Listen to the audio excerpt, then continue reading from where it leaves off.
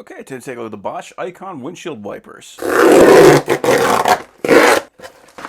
So this is a two-piece set. We got the 26 and the 16-inch to match up with my Mazda CX-30. Now the main reason I got these is because I live in a hot environment and having something that can actually withstand the heat is very important. If I go with cheaper blades, the heat has a tendency to distort this rubber and it starts cracking and it doesn't really do anything when it actually rains. I find that the Bosch Icons are the only ones that really seem to last, so that's what I get.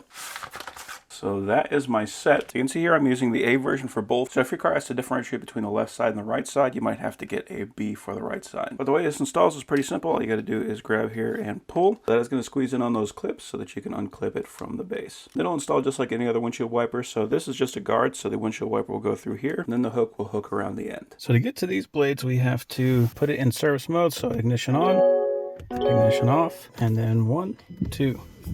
And that brings the wiper blades up. So now I can pull these up. Now each manufacturer has kind of their own way of pulling these things out. This one, you just kind of pull it up like this, and there's a little button. You can press that down, and that will release the wiper.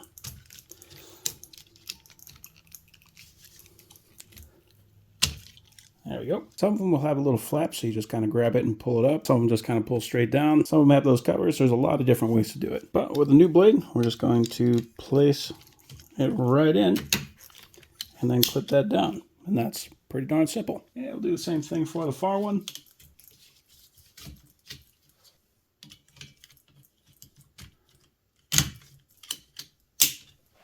And we want to lay these back down.